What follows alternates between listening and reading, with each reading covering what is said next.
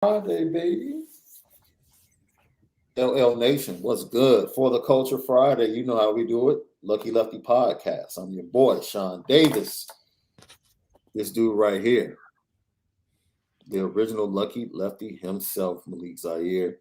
We're brought to you by Onora Whiskey, OnoraWhiskey.com. It's that premium American whiskey, OnoraWhiskey.com. And if you drink, make sure that you drink responsibly. In about 25 minutes, former Notre Dame quarterback and great from the Big Noon Kickoff, Fox Sports, Brady Quinn will join us to talk about this USC UCLA thing and also to talk about the quarterback's position at Notre Dame. Before we get to that, I want to tag up some stuff on the Elite 11. We finished. You saw who ended up being MVP, right, bro? Our guy Dante. Oh, okay. Because we don't need them, right? Yeah, I'm being petty, so you can put me on the petty train right now. Please put me on the petty train early. It was just funny how things come out, rumors are put out, and then all of a sudden, we never liked them anyway. It's hilarious, man. That's It's how they act. hilarious. So, look, Micah Bell. We're gonna go ahead and make the prediction. Four commitments coming to Notre Dame over the weekend. In our opinion, you got Michael Bell, Rico Flores, Christian Gray, and jokingly we said the second might give us another surprise. We'll see how it goes. Micah Tees, look, I'll say it like this: does it shock you that Micah Tees and Christian Gray are committing on the same day, bro? We'll leave it at that. I had him on the We'll leave it at that. I had him on the IPC channel all together. And If it's you know, crazy. if They you happen to know, be really tight now. if you know those two brothers in their relationship, They really brothers. it does not shock me or Malik, or it should not shock you that they're both committing on the same day. And it's funny because I almost got them to say they was gonna be roommates. You I said, really "Oh, y'all did. gonna be They roommates?" almost slipped up. They almost slipped up. They did. They almost slipped up. So it goes back to what we said, I believe, on Wednesday's show, how recruiting has changed and these relationships with these camps turning into AAU basketball in college football. And these kids building relationships, knowing each other. Micah, the relationship between CJ Carr, Jack Larson. And I got Cam Williams. Cam Williams knowing Tate, an Indiana prospect, that has an offer from Notre Dame. Mm-hmm. And, we have to see whether or not he commits to Notre Dame. He's a fabulous athlete. All of these kids know each other from camps. And now, because of social media and technology, they could talk every day via text, via the phone, via social media. Recruiting has changed. Recruiting has changed, man. I don't think it will ever be the same. And the schools that are able to tap into these relationships, they're going to reap the benefits of doing that. So that's an absolutely fabulous thing. It's a fabulous thing to see. Absolutely. So when we get into the Elite 11, what were your takeaways? It was a lot of really good talent. It was a really good group of guys. They all do really good things, but there's no bona fide, oh, he's the guy. He's the one. Mm. So it made it a very solid competition. It's just it's top heavy. So there's a lot of guys sitting at the top of the board. But at that top, there's no like, yeah, Dante won. I love Dante personally, but even Dante himself doesn't have the spectacular arm. He's not the fastest quarterback out there. he's a Midwest guy. He's a Midwest athlete. So on the wow factor, the only thing that was wowing me was that some of these quarterbacks are really, really big. Like Eli Holston. He's freaking huge. Yes, sir. That's a Yes, big sir. ass dude. Yes, sir. Chris Vizina, big ass dude. I'm talking Yeah. about huge. But what I did like is that you can see that the just fundamentals and technique of these kids at a younger age is more and more prevalent. Back before, everybody would be like, "Oh, okay, they're not familiar with taking a drop from under center." All these guys were decent at it. You could tell they've been getting in their homework a little bit. Yeah. But is anybody standing out where I'm like, that's the number one pick, like I felt when I saw Justin Fields and Trevor Lawrence? No. But do I think there's going to be a great group of college quarterbacks coming in that might develop into something special? Absolutely. Yeah. Absolutely. That's the takeaway, right? You get quarterback classes where you have guys that are head and shoulders above everyone else, right? And then you get classes where it's just kind of like spread out, where you just have a bunch of really good quarterbacks, man. Like no one is that prototypical NFL number one overall pick that you see right off the bat. And that's what this group of 23 quarterbacks really represent.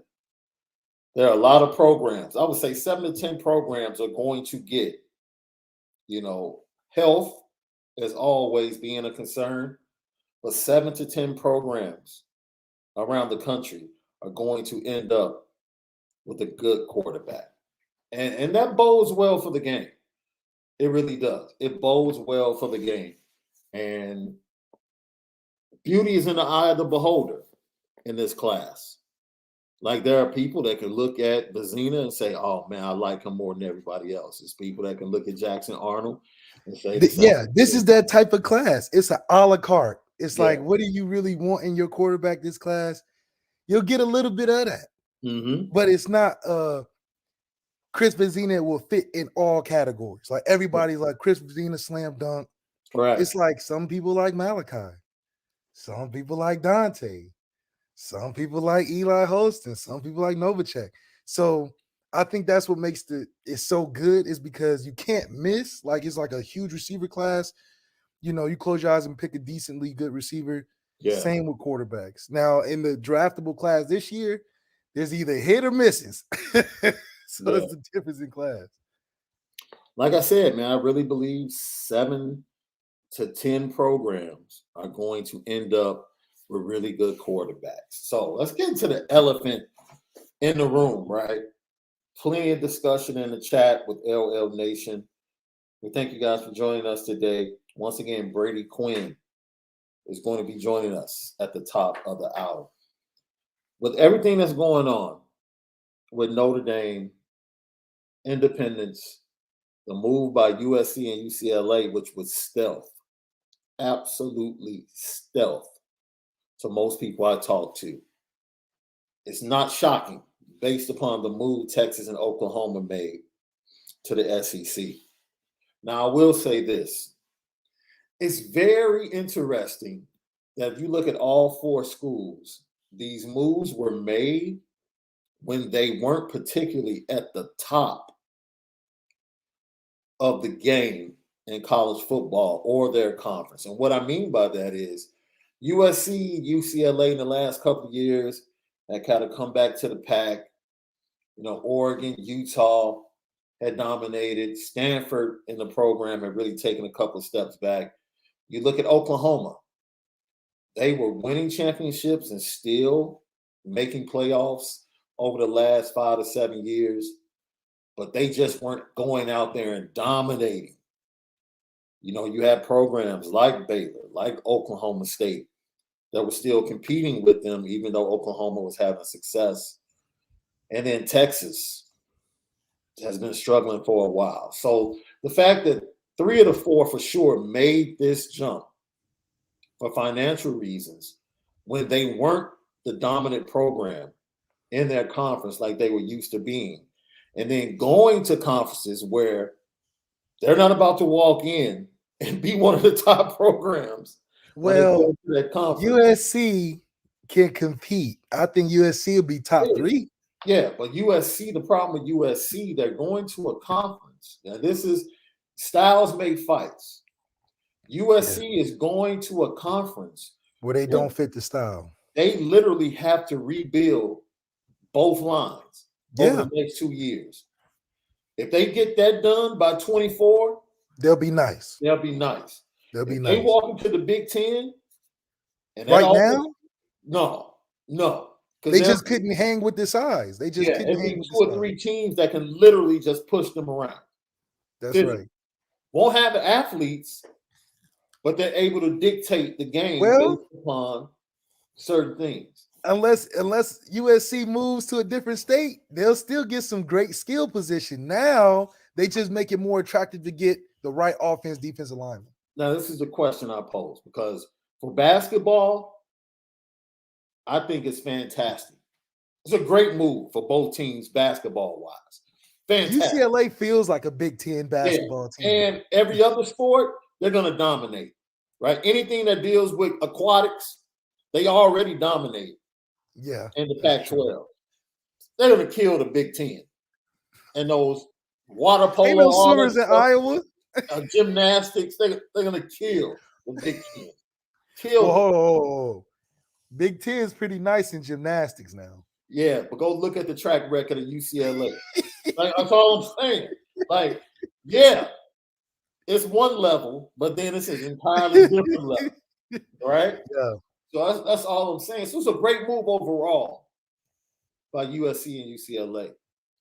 But the Pac-12 will damn near die, just like the Big 12, with those powerhouse teams leaving, though, because ain't nobody cutting on for no Oregon football. I'm very interested in how this helps. I think it helps USC and UCLA from a football recruiting standpoint. 100%. To give them an imprint on the East Coast and the Midwest. In states like Ohio, states like Michigan, states like Illinois. I think it's going to be very key in revitalizing their recruiting, because they just can't depend on California like they could years ago. Number one, there are a lot of people leaving California. A lot of kids don't live in California no more, man. Kids don't live in California anymore. No, don't lift. Lift, right. And schools programs aren't scared. Like, programs wouldn't even walk into Modern Day 10 years ago and ask for a kid. Notre Dame just walked in and asked for 4 a little over a month ago. Late in the recruitment. Right. So the landscape has changed. And USC, recognizing that, understanding the difficulty of recruiting for them in the present day, moving forward now has an imprint that only existed outside of California, stretching to the East Coast only when Pete Carroll was there. Pete Carroll was really the only coach that was going to pull kids from New Jersey, Pennsylvania, getting kids from Ohio, getting them to come out to USC. But that's how you become a national powerhouse. Texas, what was Texas' biggest problem? They just thought that all the best players were in Texas. And as the game changed, their recruiting has to change. Alabama is a national team. You get kids from Hawaii. Their quarterback was from Hawaii a couple years ago. Yeah. So it just shows you how you have to evolve in the recruiting level on a national level. But the times of recruiting in your local good football state of Florida, Cali, and just Texas doesn't work anymore. You're going to have to add some guys from Ohio on there. You're going to have to add – they don't have to be a bunch, but you just need enough for the different, I think, specialties of what each region has. Yeah. You go down south, you're going to find some speed. You're going to find a little bit of size. In the Midwest, you're going to find a lot of size, some good technique in certain positions. Out west, you're going to find the flashy players. So there's, from a national recruiting standpoint, why Notre Dame stays on top for all these years, we got everybody. Yeah. They're in a place you can't look on our roster where we're not representing a state or maybe even another country. But that's why we're consistently on top, at least in the conversation. Now, if we can consistently be on top in quarterback recruiting, we'd be unstoppable. Mm-hmm. We'd be unstoppable. Look,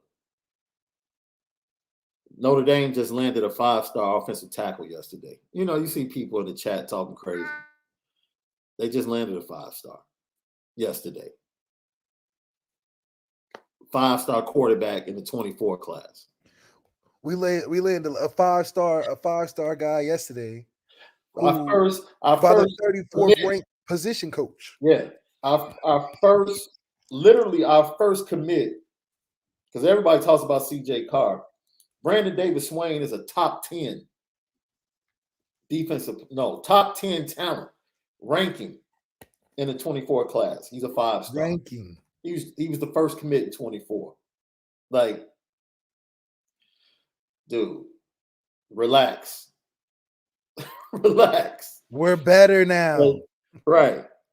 Like, Notre Dame is never going to be Alabama and Georgia. USC is never going to be Alabama and Georgia. USC is not about to get 20 5-stars, 18 5-stars on the roster. Those days are over. They're just over. And that's just the way it is, right? There's only going to be 1 to 2 teams. And really, it's like 4 to 5 teams every year, realistically, that think they can win a national championship. Realistically. And I don't know, it's 5. It's probably 3 that have a really good chance.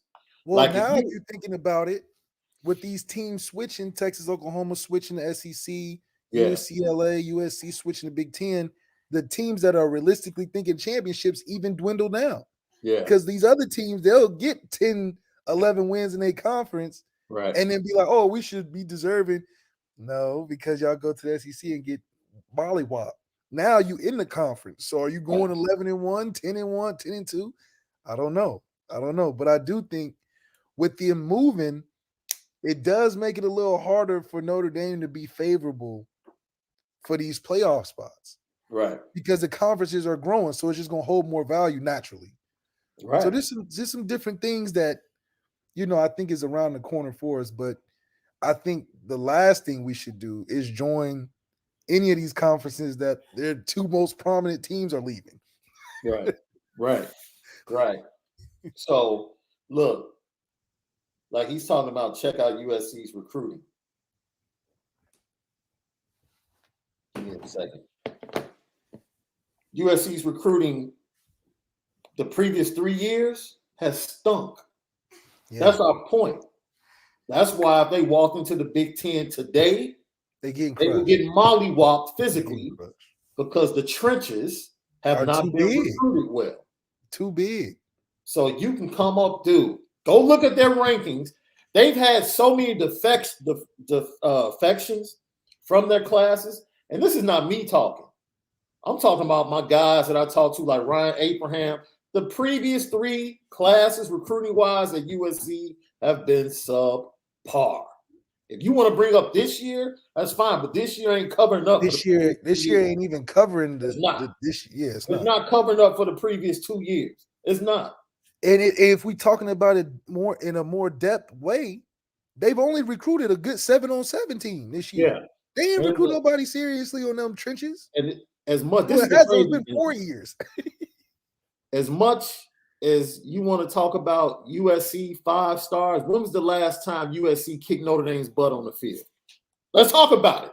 Because if USC is Cody Kessler was there. Stars, when was the Cody last Kessler time? And Leonard Williams was there. That was 2017. That was about 6 years ago. Right.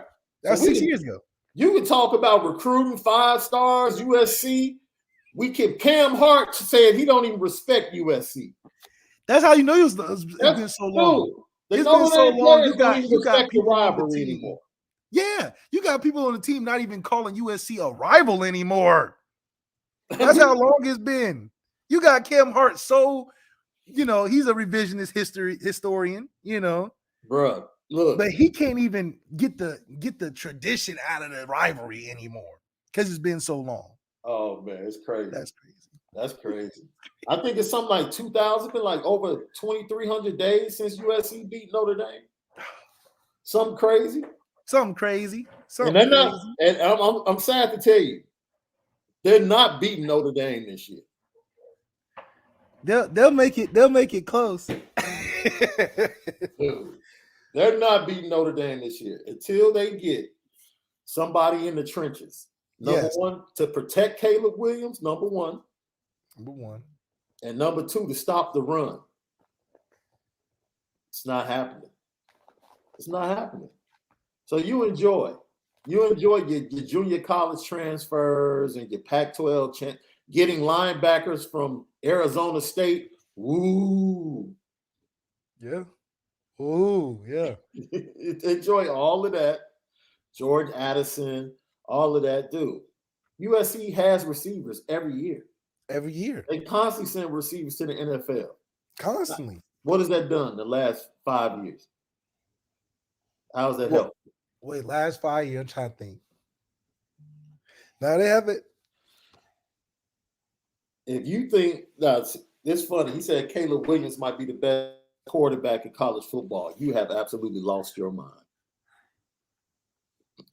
There's a guy down in Alabama and a guy you saw this week out there at the Elite 11 for Ohio State. I think Bryce, though, okay, we got to be careful now. Bryce is the best positioned quarterback in the country. You said best positioned? Positioned? Yes, meaning you have everything at your fingertips. Yeah. Yes, you're a great talent. But see, you know why that doesn't matter? It's the same thing when cats say, you 7, like same thing they used to say to Shaq. You 7 feet, you're supposed to dominate. You know what I mean? 7-footers didn't dominate in the league. I don't want to hear that.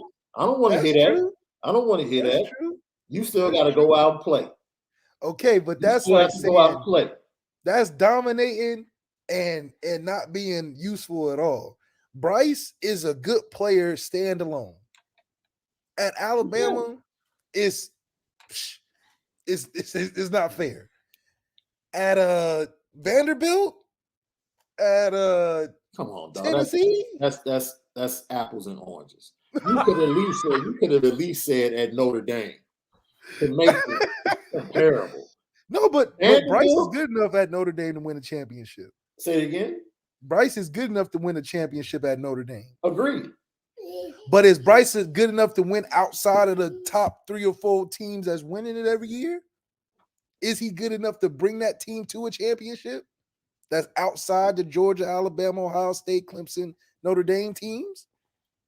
So you saying if he was on, wait a minute. So are you saying if Bryce Young was playing behind that offensive line last year in Ann Arbor instead of Cade McNamara, you don't think that game against Georgia would have been closer? No, it wouldn't have been closer because Michigan was outmatched. they could have had 3 quarterbacks on the field at that time. It wouldn't have been. But I'm saying, though, it's hard to evaluate Bryce. You know, that answer from you was a win-win anyway as a Notre Dame fan. I really didn't care how you answered that question. It didn't matter. Yeah, because Georgia was way better than them all the way in every aspect. But it's just hard to – it's like the same thing with Justin Fields. It's hard to evaluate Justin Fields at Ohio State compared to Georgia. Yeah. Because he can close his eyes and throw for 350 and 4 touchdowns and beat the heck out of Iowa State So I think Bryce is going to be great this year for the draft. It'll be interesting because what team he going to go to that little?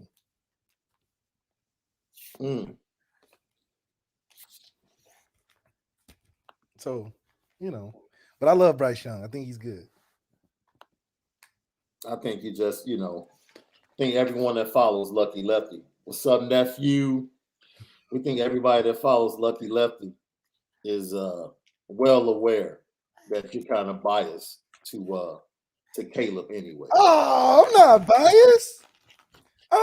biased. We all know that Caleb is your boy. I'm a fan of Bryce too, but Caleb right now is the bona fide thug. Right now, he's the one right now. I just love the competition between Caleb and Dante. Like the recognition, like, oh, you that dude? I'm that dude too. Let's do it. And that's going to be accuracy, hopefully arm a great strength. matchup Right. in the future. Let's test it. Let's see what you got. I think Dante wanted that smoke a little bit. Absolutely. He wanted it. He was like, okay, I'm trying to see, what it would be like. Let's do this. Let's do this. Lucky Lefty podcast. Brady Quinn be jumping on with us momentarily, man. I can't wait to get his take on a lot of things, specifically the quarterback position at Notre Dame and the NIL collective that he started, and Notre Dame as a brand.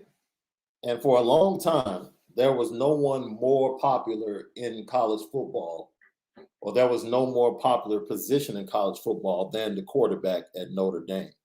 It didn't matter who you were. That's right. Like, everybody knew the quarterback at Notre Dame for the longest That's time. why I'm like, Dante, man, it's set up so perfect.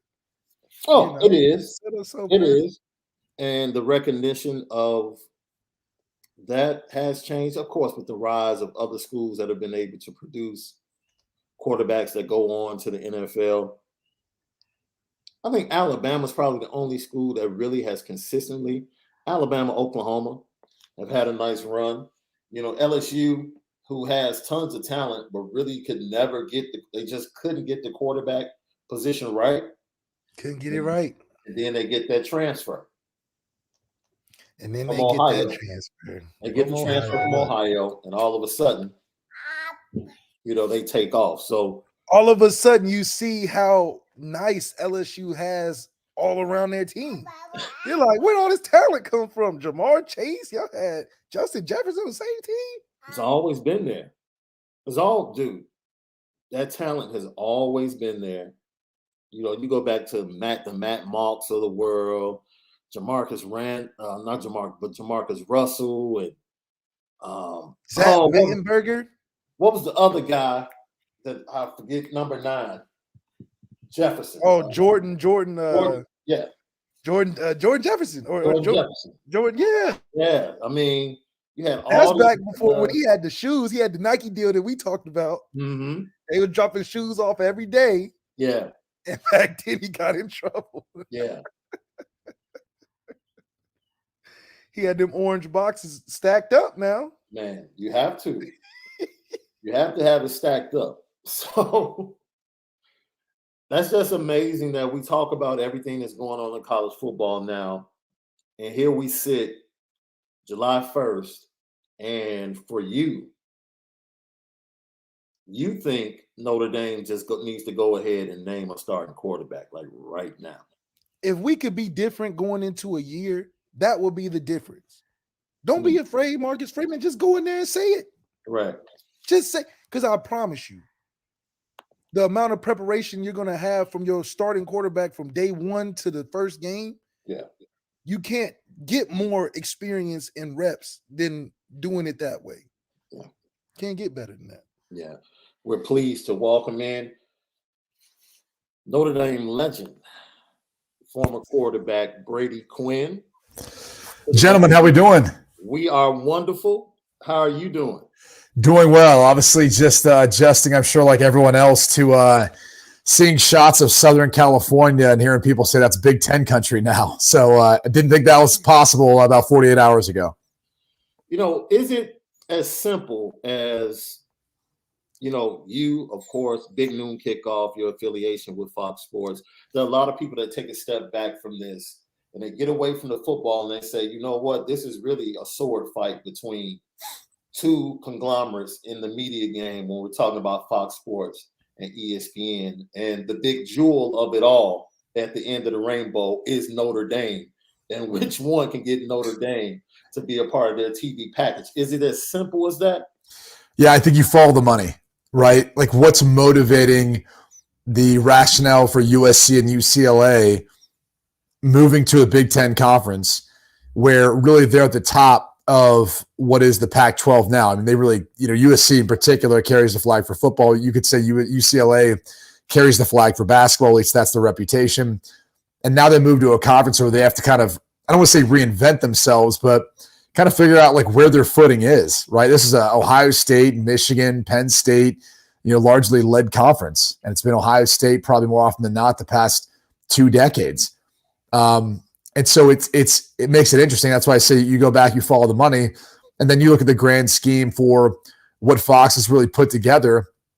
I think not only just from a media market share, when you look at, they are obviously Columbus, Ohio is a bigger media market for college standards, but you have Chicago, you now have LA, the number 2 media market in the country.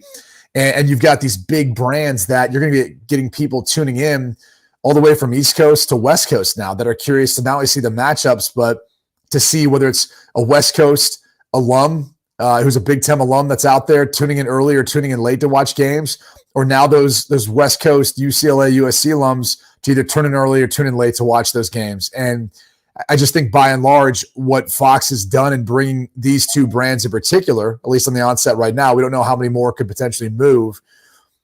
It's huge in regards to the window that they can present you on any Saturday, starting at 12 noon Eastern time, all the way to, a 10 p.m. kick, right? Which is 7 p.m. local on the West Coast. You have that entire window now that you can serve viewers with quality football and big brands, both in football and basketball now. So to me, I think it's that simple. I think that the short-sightedness was probably ESPN and thinking that, there wasn't going to be a move made by other schools once they convinced Texas and Oklahoma to join the SEC. And I think the hard thing for them is, once USC and UCLA leave and who knows how many others, now they're kind of left with a very regional schedule of teams on really the East Coast and Southeast, pretty much in the Eastern time zone. They're kind of locked into that. They're not going to have those standalone windows outside of some non-conference games. So I personally feel like that's what this is right now. You're watching 2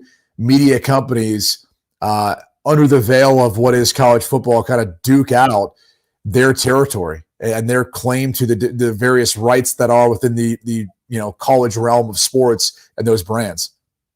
They say the most peaceful place is the eye of a storm. And it seems like Notre Dame right now sits in the eye of everything that's happening in college football right now.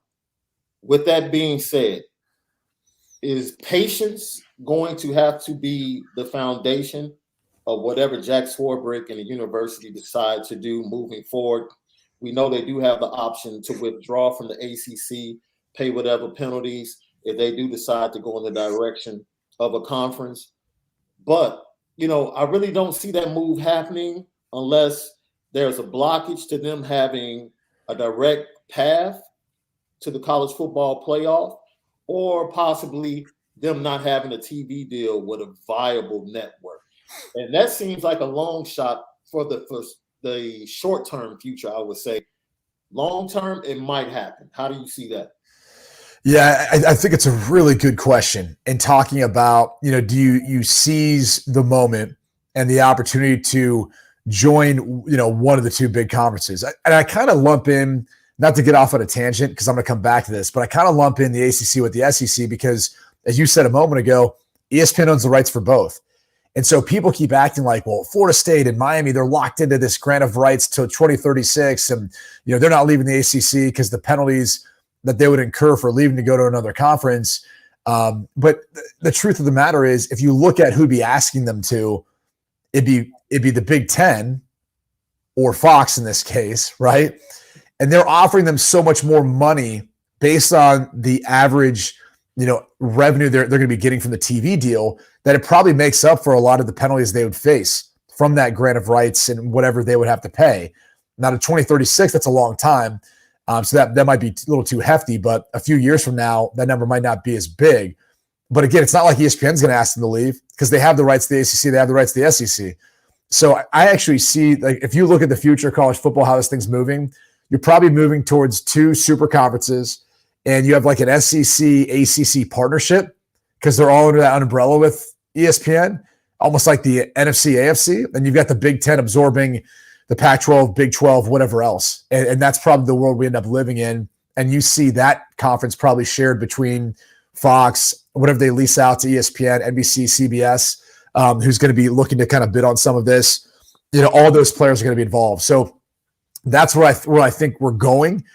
And so to go back to your question, it's hard to predict whether or not Notre Dame will be rewarded for their patience or if they'll be penalized, because you can make the case right now they've got leverage because everyone's probably calling them like, hey, if this realignment's happening and you eventually have to join a conference, like, we want you. You don't think every single conference commissioner is calling Jack Swarbrick right now and talking to him about aligning with them somehow, some way? And so, yeah, there's leverage there that they have, but you also have to think, they hold dear their independent model because of something outside of the two things we talked about: chance to play for a national championship and obviously that TV deal. And they hold it true because they have the ability to play all over the country in one given year, and that helps increase alumni contributions. And that's something that no other school can really represent. It's largely regionalized. That's the beauty of what the Big Ten's done. They basically looked at Notre Dame's schedule and said, hold on a second, if we can do this with a conference, it's going to benefit all the schools within that conference. The 25,000, for example, Ohio State alums that live in the state of California, all of them are fired up, excited about it. I'm sure they're going to donate and support more Ohio State when they come out on an annual basis to probably pay USC or UCLA. So I think that's what really it becomes really interesting is, does Notre Dame feel like they need their independence to put together the schedule they're looking for? And if not, and they've got that solution to Big Ten, I think that kind of checks that box. And then what happens with the playoff expansion? I would have a hard time thinking they're going to get left out of that regardless of how it expands and where this goes. But I think if you wait too long and you find yourself not able to put together a schedule you'd like to, and these two super conferences who hold all the cards say, yeah, you got to join one of us, or, you're going to have to play whoever else is out there, Ivy League, group of 5 schools, what have you. Then that's where you find yourself in a tough position. So I don't know the answer to that. I just know that I think in the next 2 or 3 years, you may see something that we've never seen before outside of the COVID year with Notre Dame joining a conference, maybe even permanently. And I think the Big Ten probably makes the most sense as it looks right now. But as we know, things can change at the drop of a hat. Again, we're looking out at shots of the beach in Southern California and saying, hey, it's Big Ten country, baby. Big Ten country. That's Big Ten country. It's Big Ten football out there. Yeah, we worldwide.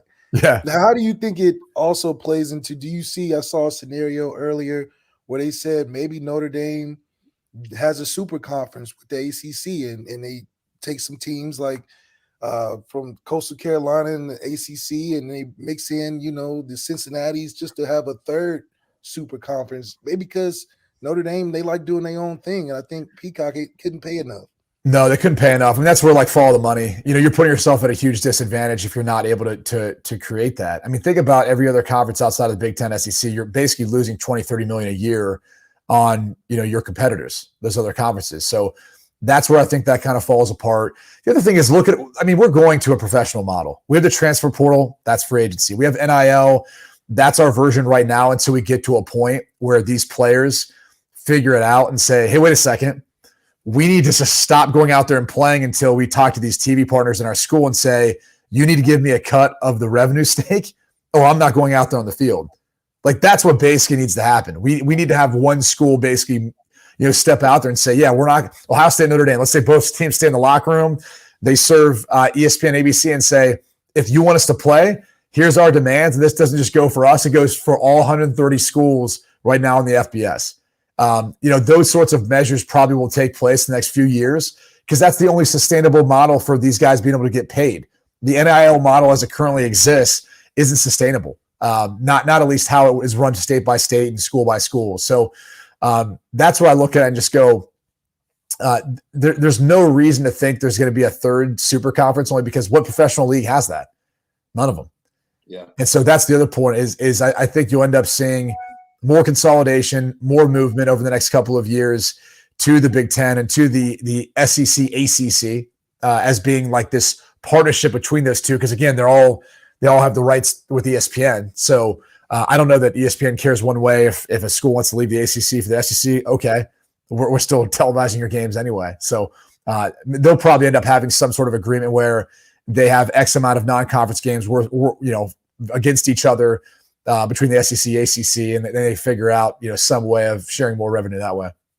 Brady Quinn, thank you for joining us today. Before we let you go, we're going into a season where we have an unknown at the quarterback position at Notre Dame. And this guy right here that I host a show with each and every day has been very transparent with me, talking about the best time he got to learn how to play the position was the time he spent with you in the off season when he was a quarterback in Notre Dame. Have you had an opportunity to talk to Drew Pine and talk Tyler Buckner? And there was a time, I don't know if it still exists, where the quarterback in Notre Dame was always the most famous person in college football. Like everybody knew who the quarterback in Notre Dame was. Has that time passed? And how do you see this competition going into fall camp playing out with those two guys? Well, first off, I don't think the time's passed. I just think, you're in a state right now trying to figure out who that guy's going to be. Is it going to be Drew Pine? Is it going to be Tyler Buckner? And whoever it ends up being, clearly like they're going to be as heavily watched and scrutinized as any quarterback in college football, maybe even compared to some degree to the NFL level. That just comes with the territory because of the national stage that you're on, the national fan base that you're a part of. I haven't had a ton of time to spend with those guys, honestly, and first off, Tommy Reese does a tremendous job, really preparing those guys, working with them, putting in a game plan to play to their advantages. So I've got a lot of faith in his ability to do that. So I don't, I don't meddle in all that. I always, if I bump into a kid, I always kind of say, and like I said this to Malik, if I can be a resource in any way, let me know. I realize when those kids are there, there's so much on your plate, and there's only more now, right? With NIL opportunities and all this other stuff on the outside.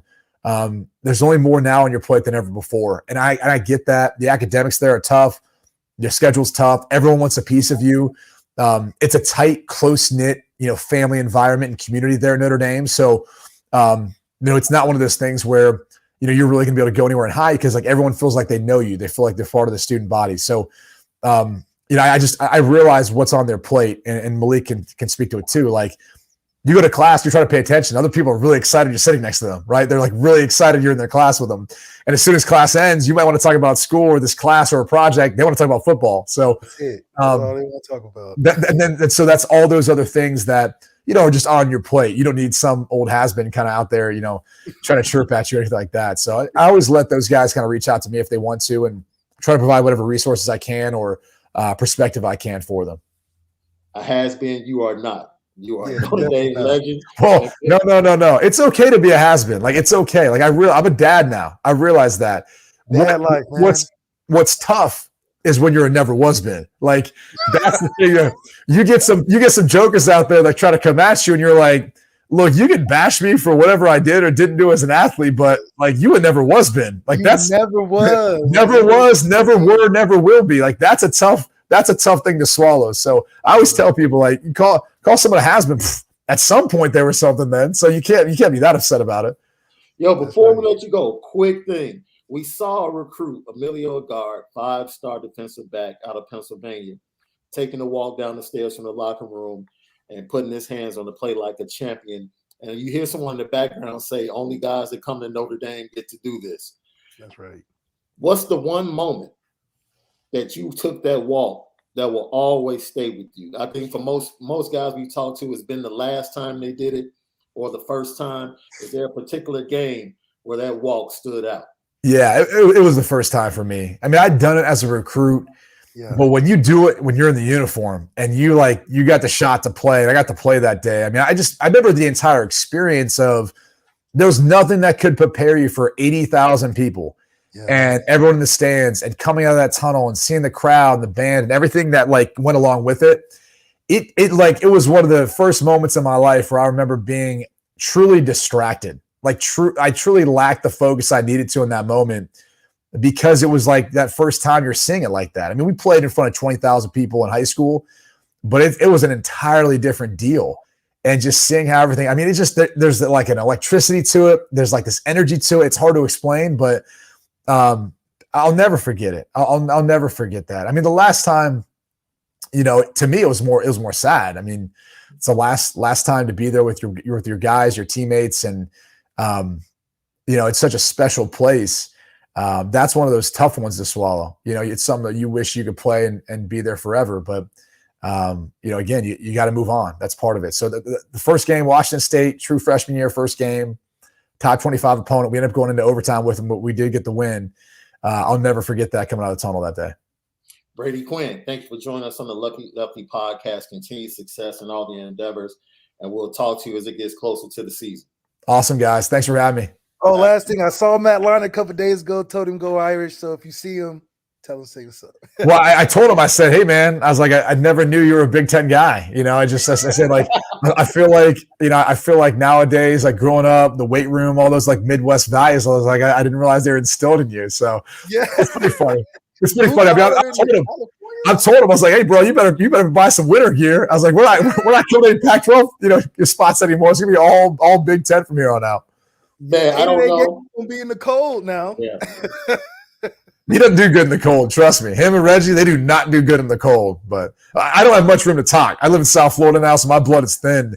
Like that Ohio State Michigan game at Ann Arbor this year, I think I had a cold for like 2 weeks after that. I was so cold. How did like you keep a straight face on TV because it's frozen. You can't move. It's frozen. You can't feel anything. So like it's hard to smile. Like the straight face thing's easy. You just got to make sure the face you're making is the one you want because you can't move it once it's frozen. You're just like, and you're stuck that way. That's it. Jeez. Man, the greatest interviews we always have. Somehow I end up stuck in between Ohio boys. It's Dayton to Dublin this time, and I enjoyed it. Thank you, Brady, for joining us right today on the Lucky Lefty podcast. Thanks, guys. Have a great day. Yes, sir. Man. That's the great one, Brady Quinn on the Lucky Lefty podcast, man. We had a great interview the last time.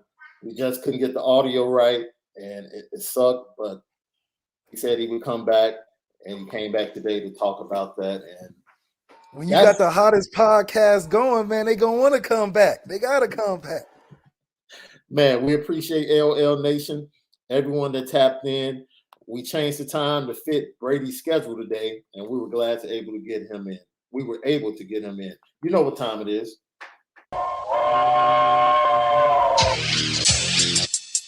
Petticoat.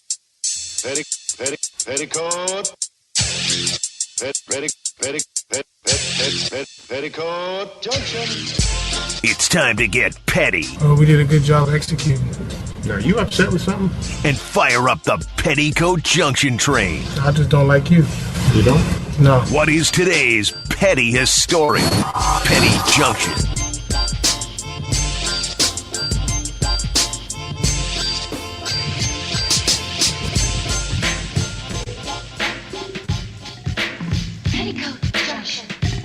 That's right.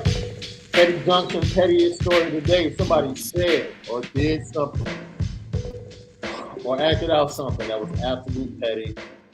Brought to you by Onora Whiskey at OnoraWhiskey.com, that premium American whiskey at OnoraWhiskey.com. First of all, the viral clip of the young lady who was screaming at the father of her son about him bringing only his son, one of her 4 children, some McDonald's because they are no longer together. And not only threw a fit, but threw the food on the ground along with the drink and refused to give her son that she shared with this young man his food. It was one of the pettiest rants I've ever seen in my life. You're muted, bro. When I say ever, I mean ever. I mean, because what's the issue? Never seen anything like it. If you but the seriousness behind it is that she actually felt like she had a point. And he was wrong. And he just, bless his heart. He just so innocent. He like, what you want me to do? Right. And her point was that they were together and he did things for the other kids when they were together. Like, we're not together anymore. So that rope no longer exists. What's the deal? It was one of the pettiest rants I've ever seen in my life, man. And then I would like to throw myself on the petty train. Yourself? Yeah, I'm buying a ticket, a holiday special to get on the petty train, man, because you say you're taking a round trip? Yeah, Zach LaVine signed for 5 years and $215 million to come back to the Bulls, and I'm not happy at all. You knew they was gonna do it. And Bulls fans are happy, and I'm not happy. And they're telling me I'm a hater. And I'm like, look, man, Zach Who Levine. you want, does not- KD? Dude, the Bulls are never prepared to go get somebody like that. They're never prepared. They're never in the right position. What? They got a trade package for KD, man. And that's why Bulls fans are so thirsty for another year of Lonzo, DeMar, and Zach Levine coming off knee surgery. It's crazy, man. Hey, we love you all. Thank you. Hit the like button, share, hit the notification bell so you'll know whenever we're going live and doing the show. Avalanche continues this weekend. You got Micah Tees, Micah Bell, Christian Gray, Rico Flores. The Avalanche- Jags already committed. Got Yes. Pimba. Yes. Yeah, we ready. The 23 Avalanche continues this weekend for Notre Dame. Have a great holiday weekend, everybody. Please, please be safe. We'll see you Monday, where we'll be talking about the commitments that Notre Dame garnered to extend their lead as the number 1 overall recruiting class in 2023. We'll talk about that Monday with you. Most of all, spend it different this weekend. We'll see you guys Monday.